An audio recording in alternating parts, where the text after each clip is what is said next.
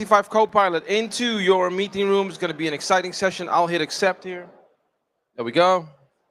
We'll just give it 5 more minutes if you need to grab something to eat. Is it good?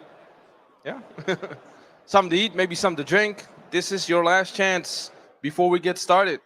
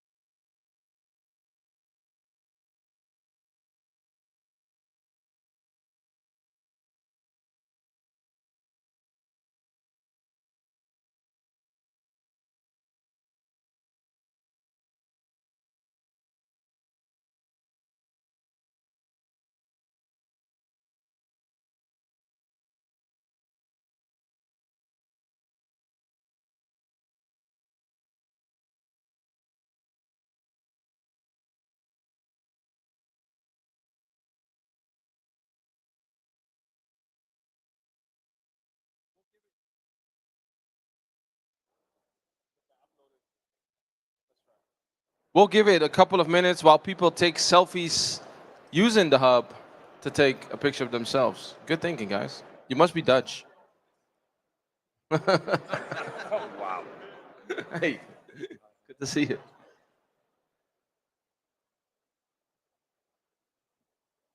Let's just do screen share, it's fine. You just can use this.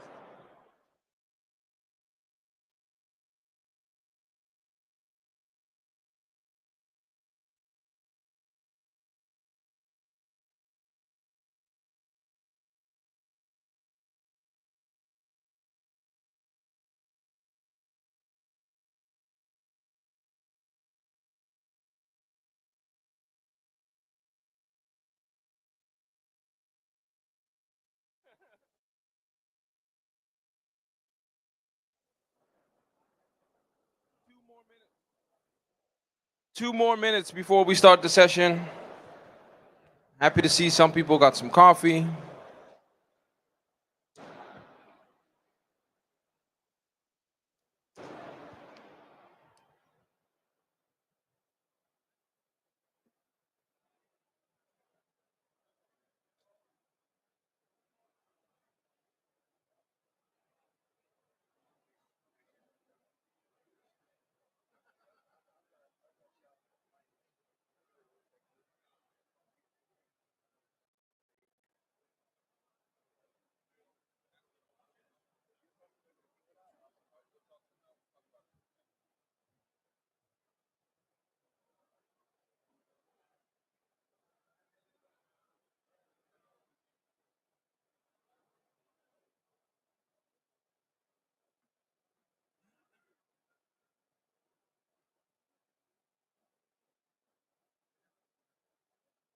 Okay, let's get the show on the road. Thank you so much for joining this session. Good to see you.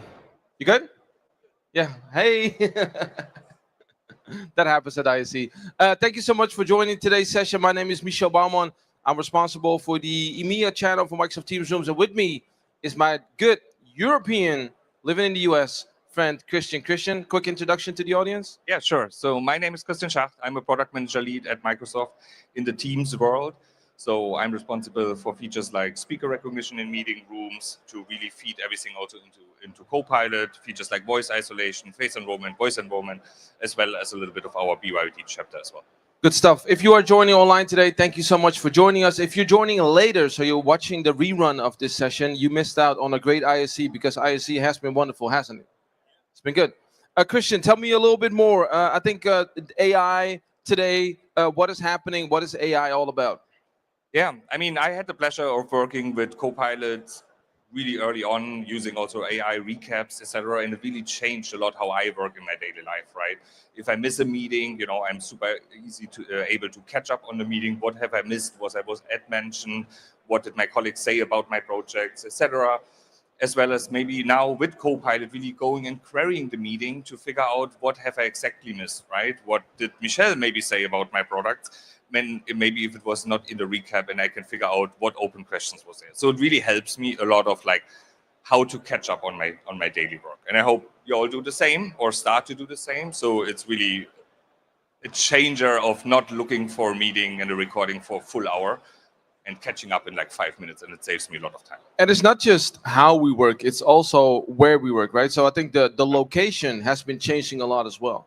Yeah, so it's really interesting, right? Because in the past, I mean, it was mostly that in the meeting room, there were a lot of the, or I would say when I moved to the US, it was really classical. A lot of the people, everyone tried to be in the meeting room. So at least, and our CVPs, our higher level VPs, they all were in the room. And now it's really way more distributed. So we really need to make sure it works nicely in this hybrid concept, right? I need to know who is in that room, who said something in the room. It's way more important. I might not know the faces anymore because I might not be in the same location. I might have never met them in person, etc. So what we will focus on is how are we bringing that also over while people work at home? How can they get the best out of the meeting room to understand who said what, and how to show and let them get heard the best there as well. I remember when we first started doing this, and especially with teams, and I think you've been there before, is like 5 years ago when you did your first teams meetings, you would hear so much noise in the background, and the picture would sometimes be unclear. So many different things happening. Christian, how is AI, before we get into attribution, how are we able to use AI to get better audio and video in these rooms? Yeah. So the first thing is here, and I will do it, and I might offend some if they're Americans in the audience, we will see. But so a little bit of a shock was for me. It is really a thing that people eat potato chips in meetings in the US for some reasons, right? So really basic features like getting the noise suppression in there as well, even if someone eats now in a meeting room, noisy potato chips, right? So we have basic noise suppression already that really helps to get rid of all of that. If you have little speaker packs on the table for your audio, and then people maybe put papers on it, etc., to get rid of those distractions there as well. And then the second point, and we will go deeper on that, is what are we doing with Copilot when it comes to Teams rooms. And then faces, right? As I said earlier, I might not know who is in that meeting room. I might have never seen that person. I had a situation really in the past where I was presenting something remotely, and the person in the meeting asked a question, and I had no idea who it was. Well, turned out he was my skip boss. That would have been nice to know. So yeah. So that is what we then also help to really know and understand who's in the room and show the people who is actually in that video frame. So on top of this, you spoke about noise suppression, but we also have voice isolation. Right. Right. So you spoke about us Europeans. We don't eat crisps we call them crisps here in Europe. We don't eat potato chips during a meeting. We think that's quite rude. Right. So we don't. What we do have is a lot of children. Right. So so we also have voice isolation. Tell a little bit about the difference and how you can set up voice isolation and the big difference that makes. Right. So noise suppression in meeting rooms and also on your laptop at home, right, is for things like maybe a dog barks, maybe you eat something, maybe some background noises, right? When it comes to voice isolation, what is that for? So voice isolation is meant for you sit in an open space. You maybe have a little bit of a more noisy colleague that sits next to you that is also on a call. And really by enrolling your voice into Teams to compare your voice to other voice and filter everyone out that is not you, right? So that the remote people really only can focus on you. Obviously, that's also important on your laptop because you don't like to have your colleagues' conversation landing in the transcript and in Copilot of your meeting, right? So it's also really important to keep that more clean and enable those other people. And obviously that won't work in a meeting room because that's where you want to be able to pick up voice. Correct. It would be pretty mean to do that in a meeting room. Yeah, exactly. Or very, some people would like it, I think, with a little bit more ego. Right. Just listen to me and don't listen to anyone else. Right. Christian, one of the challenges that we see now is when we look at the room itself, sometimes there are situations, and you spoke about it briefly, where two people have a different opinion. Like, Yeah. let's see if we can approve shipping this feature, and someone on your call might be like, okay, I approve it, let's go, and the other one says, well, I disapprove, so I don't want to get going. If you go back to that meeting and ask Copilot what happened, it'll say room 1234 said I approve and disapprove. So how is speaker attribution going to help in Teams rooms? Yeah, really, when it comes to speaker attribution, we need to understand who's actually in the room. We need to understand, hey, there is multiple people. It's not potentially a single person, or and we would attribute in the classical world, or in the past, you would just attribute everyone to, in the transcript, to just the room name, which in a before Copilot area, maybe that was fine, right? But even if you would read a transcript after a meeting, it would be kind of confusing to really understand what was the flow of the conversation, who said what. So what we're doing with speaker attribution, and you can see it here in the examples, and when someone then queries, is really to say, hey, this was what Michelle said in the meeting, this was what Christian said in the meeting. And imagine now if you ask Copilot for a summary, and we have a few examples of that later in the deck as well, but if you ask Copilot like, hey, what was the opinion about a topic, it would just say maybe, oh, Michelle had this opinion, or sorry, the room had this opinion, but then changed the opinion to someone else, because Copilot would not be able to understand that it was actually two different people with two different opinions, right? So you will see a few examples of that later. Yeah, we'll go into that a little bit deeper. Before we get into this, it's cool that Microsoft is saying this, right? And in the Netherlands, I see a couple of Dutch folks here. We say wij van WC Eend adviseren WC Eend. So we from brand A advise brand A. That's what we do at Microsoft. Okay. What are some of our customers saying about using this feature with Copilot in Teams? Is it making it easier, more clear for them? Yeah, I mean, it's really about saving time at that point, right? So really for me I missed the meeting, I have questions about the meeting. Do I need to ping Michelle and ask him the details because I wasn't able to figure it out? Or now I can really query Copilot really quick and get the context of the meeting, and really get more context, and it saves me a lot of time. Okay, so let's dive in just one little bit deeper. Yeah. This is what it looks like, right? When we look at attribution in rooms. Correct. So in the past, we started with specialized hardware, which we call intelligent speakers, which together with great partners like Yearlink or Jabra, we have special hardware that gives us already multiple audio channels to really understand a little bit better that different people said something. So recently, we also extended that now to all microphones, right? So now if you are a Teams Room customer, you can already start using it. And we do a little bit more, we powered a little bit more from the cloud now, also if it is just a regular audio device. The quality on the specialized certified intelligent speakers will always be a little bit better because they do on the device a better job already to give us multiple audio channels, right? And that is important, in special if it is more tricky meetings, right? So imagine if it is just me and Michelle, I'm pretty sure every mic will kind of do a good job as long as we don't fight and keep talking over each other. But if we have 5, 6 people and it's more of a heated discussion, right? To have a little bit more intelligence in the device itself that already knows, hey, and can give us 4 different audio streams, it will be better, right? So that's a little bit of the difference. If you ask, should I get a certified device or should I just use any device? It also really depends on the meeting dynamic in this case. Let's dive in one level deeper. Even deeper. I would assume that everyone here says, sounds cool, right? Yeah. How do I get started? What do you need to do from both a user perspective, but also from a IT perspective? That's good. So basically, what you see here, there's an enrollment in Teams for your audio, for your voice and for your face profile. So where do we find that?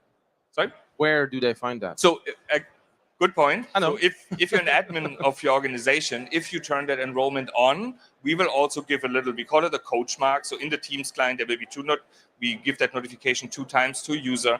Hey, there is a cool feature for voice isolation, also for speaker attribution. We give this coach mark twice to a user. They can click it and automatically go to this enrollment page. Or if they maybe have dismissed it already twice, it's just in the team setting on the 3 little dots, and then you go on settings, and then we have a recognition tab where you can enroll your voice and face. Okay, I'll just slow down briefly because I think this is super important. Okay. So you go to settings. First, your admin needs to enable this. Right. Then you go to settings. You hit voice recognition. Yep. What do you do then? How does teams know what your voice is? Good question. So what we are doing today is that you read a little text. You basically give a little voice sample, so to say, pretty similar to what you most likely do on your iPhones, etc. You read a little text so that and it's a few different sentences, so just that we then can make sure that it works proper. So really important for me is no user needs to do that, right? So if an admin turns that on, we are not forcing any user to do it. So it's really they give the consent if they like to do it or not, really similar. Some people like Windows Hello, other people don't like Windows Hello. You turn it on as an admin and it's up to the user to enroll. We also keep the user in full control of this, right? So if the user says after a day, I don't like to have that anymore, they have the power to go in here, just say remove, and it's everywhere deleted again. Same for the face, right? For the face recognition stuff. It takes a few pictures of you in different positions because we might not always get a front shot of you, obviously, in a meeting room. So you need to move a little bit, kind of a good neck workout at home when you enroll. So same concept here. You can always delete your profile. You can also always update your profile. For some people, the voice might change after a couple of years, maybe on your face, maybe you grow a beard or you shave your beard or something. So you can always come back here, update, improve, but also delete if a user don't like that anymore. I just got a great question. Okay. Actually, got two from the audience while you were speaking. Yep. One is, a gentleman asked, didn't you turn this on by default? It's coming soon. Yeah, so this is on by default. People just can start doing this? So today, the admin today it's an opt-in for an admin. So we are going to an opt-out. So we are changing the policy for this in the admin settings. In the past, we had one policy and you could only turn on face and voice together. Some customers said, hey, I'm ready for voice. I'm not quite ready for face. So we give a little bit more flexibility there as well. So it's going to a new policy and we will change that in March. So if you're a Teams customer already, you should have a message center post that gives you all the information about that, what to do, how to get prepared, and how to get started. And then the second question was, where does this get stored? Yes. So it's getting stored in the region where your Teams tenant is, right? So we call it in Substrate. It's basically in the same storage where also the user mailboxes are, right? Only the user themselves have access to this. And it's in the region where your Teams tenant is. If you have a European tenant, it's in Europe. We also have a package where multinational customers can say my European data is in Europe, my US people are in US. If you have that package, it gets stored according where the user is created. Amazing. We'll take more questions later. Let's go to the next step. So now you've enrolled your voice, maybe even enrolled your face. What does it look like? How does the voice get recognized? How does that show in the transcript? And then we'll move into how do people actually get recognized on the roster in the Teams meeting? Sounds good. So actually, I'm not sure if I'm supposed to say that. I always compare it with CSI Miami. If you ever watch CSI Miami, if a voice, when they go to the database and look for a face and go to 100,000, that's not what we are doing. What we are doing is we only look for the profiles for people that have been invited to the meeting, right? So if you have not been invited to the meeting, you will not get recognized. Really important, right? So that's also obviously we don't like to make mistakes and look for Michel's profile when he's not invited in the meeting because he's asleep in Europe already. So only the invited people will get recognized. So and that basically means on the meeting start, the invited people. In the transcript, if Christian starts to speak, we will look, this voice that we are hearing, who of the invited people does that match to, and we will place the name for those sentences to the person that we basically recognized via their profile. Okay, so we've talked about what the feature is. Yeah. We showed people how to enroll into it. Yeah. We showed them what it kind of looks like as they go through the process. Can we use a couple of examples? I think here's one of the meeting itself. Don't jump the face. What's that? Jump the face. Don't jump the face? Go one back. Oh, go one back. Oh, I'm sorry. Oh, we didn't do the last one, the face recognition. My bad. Right. Yes, and we were going to say we were going to go to... Yeah, Kyle will not be happy if I don't talk. Oh, he's not here anyhow, so. But he's probably watching. Okay, so the last step was, thank you, is how does this show up on the meeting roster in Teams? Correct. So if you have your face enrolled in addition as well, and you use an intelligent camera, right, which also Jabra and Yearling, what happens is basically you get an own tile on the meeting gallery. which then has your name tag, so people really know, oh, this is Christian, this is Michelle. And you also get a representation in the meeting roster, right? Nested basically to the meeting room. It was also say, hey, those people are in the room because they are now detected with their face. So to my example earlier, I can figure out who's with me in the meeting, who do I give that maybe not so nice answer, and maybe I shouldn't do it because it's that big boss. Because it is my skip. Exactly. You're looking at Sanja. Was this a situation that both of you were in, or?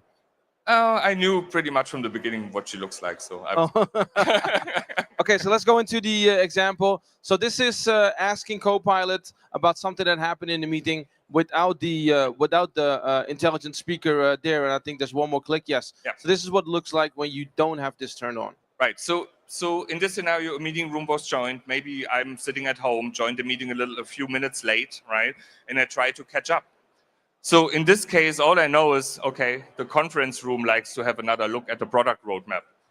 Well, it's my product roadmap, but this is not helpful, right? So I have no idea what to do now, right? And so then this is what it looks like if it wants to click, because this is a lot of clicks. I remember this. Oh, let me go back. One back. Yeah. So in this case, Mona now was enrolled and we are using an intelligent speaker, right? So the transcript, again, was able to figure out what Mona said, that Mona had asked the questions about the roadmap. And I have now obviously a way better experience by coming in late to the meeting. I can say, oh, Mona, I see you asked about the product roadmap. I have a slide on that. Let's dive in. So this is working in the meeting, but quite often and more, and especially when there's a call where Christian speaks about some of the new things that the engineering team is about to ship, they usually take place a little bit later. So I can't be there to follow the meeting because it's outside of my time zone. So I go to the recap. If we go to the meeting recap and we look at the situation without this turned on, we see conference room 1, 2, 4, 5, and it's quite similar to when you are in the meeting, because if we take it one step further, this is where you actually see that it was again Mona. Yeah, I mean, it's basically a really similar example. Also, what is interesting on the recap, you have now this little bars where you can see who spoke when, right? And you saw on the slide, and he jumped a little bit quick there, but it was just all conference room. Now I could also say, oh, I really like to jump to that important boss and just see the segments where that person spoke, and I can just jump here, and it would in the video then jump to that situation, and I can go a little bit deeper. And I do this all the time, right? I go to the pieces that are most relevant to me. I go to that part and I see exactly who said what where. Christian, at Ignite in November, especially over the last 2 to 3 months, we spent so much time speaking about agents, right? And one thing that is coming to rooms now soon as well is the facilitator agent. Tell me what the agent does and then how this works in the room. So this is really interesting, right? Because now that people, at least already in Microsoft, where we have rolled out Copilot, AI recaps, we got really used to it. Sometimes maybe you have a one-to-one with someone, you sit in a meeting room, and then you said, we should have met online.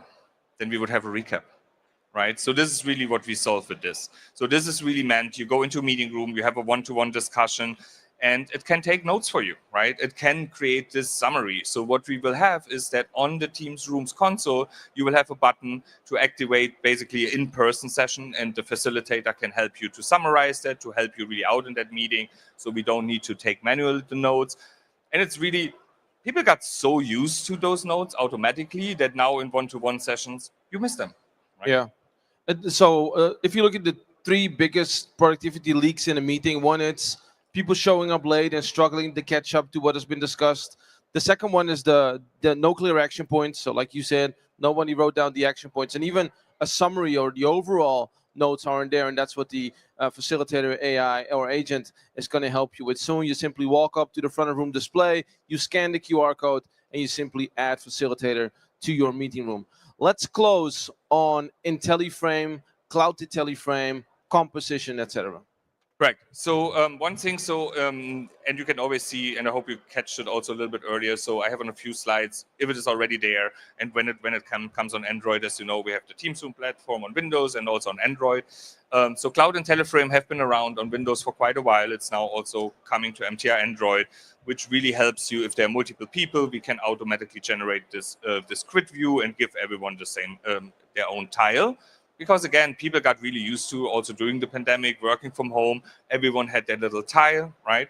So we are bringing that also to Teams Rooms on Android in this quarter. And then this can Maybe it's get half. elevated, right? In a meeting room experience, we can also do. Yeah. book count. So one other interesting trend that we saw is that people started to go into meeting rooms and keep turning on their laptop camera, right? So in addition to the room camera, because they like to have a bigger tile, get shown bigger and more in the front. So we will use that to improve the experience even further. And it's a little bit hard to catch, and I knew that this will happen. So look exactly at the video how she goes back. So she's basically getting out of the camera view from the room camera, but because she has her laptop camera on as well, we can now detect, oh, the better shot of her face is the one from the laptop, and we can automatically switch, right? So we really get, you bring your laptop in, it is an additional camera, and we can bring the best video picture out of the room for that particular person. This also will require that obviously the face is enrolled, because we need to first know that it's the same person so that we can do that. Oh, I didn't know that part, so I learned something new as well. And I think this sums it all up. Talk a little bit about what it is, how it works for IT. What do you need to do in the room, and what does the remote user need to do? So yeah, so good question here. So the admin needs to enable also for the room attribution on the Teams rooms policies for that as well, so that the MTR basically can use the face and the voice profiles. So it's in the meeting policies that is assigned to the Teams room. So it's a quick PowerShell command to turn that on. Then remote users also have the option to change between those different views then remotely that they get from the room. Okay, so that's IT. Yep. And then what about the user? So the end user themselves, they can also say, hey, maybe in this meeting, I don't like to get recognized, neither with my face, neither with my voice. So we give them another control that they could come into a room and say, oh no, this sounds scary, or I don't like that today. And they have a button that they can say, I like to turn this off for this meeting as well. I love that. Any questions from the audience before we close this one? Yes. Oh, 2, 3. Okay, I'll come to you first, sir, and then I'll come to the rest. I'll just walk around here. Here you go. So thank you. We are moving from Zoom to Teams, but no. Nice. And we have 2 boardrooms with multiple cameras. Uh-huh. So is there any feature like what was the some intelligent director is the feature name? So is there any way to handle multiple cameras automatically? Yes. So we just started to roll out support for that on MTR Windows. So on MTR Windows, we have already now support for multiple cameras. And I will have a link where you can read up on that on the Teams blog. So there is information in the Teams blog how that feature works and how you can get started. What's the feature name? Say. Multi-camera support. So it couldn't be easier. Hello? Yep. Yeah, I have one question regarding the face and voice recognition data that you said that it's stored in the company tenant. Yeah. Like if I'm from Spain, it will be on Spain tenant. My question is, if I travel to another continent, it will be kept in Spanish tenant, or it will be stored wherever I am? So your face profile, your face and voice profile is stored where your user is basically created in your tenant, right? So if you travel to the US, it doesn't mean your face profile moves to the US. It stays wherever your tenant data is, right? There is was one thing. Now I missed my doubt here. So when we consume it, right? So that means then it's not stored in that moment. We just use it to detect, but it would not get stored. So it's just in transit, basically, right? Yeah. Any closing question from the audience? No, Christian, thank you for everything that you do and all the great features you and the team are shipping. Thank you so much for joining. Meet us back here in an hour and a half. Sandy Rao and I are going to be talking about the AI-powered workplace. We'll see you then. Thank you so much. Thank you.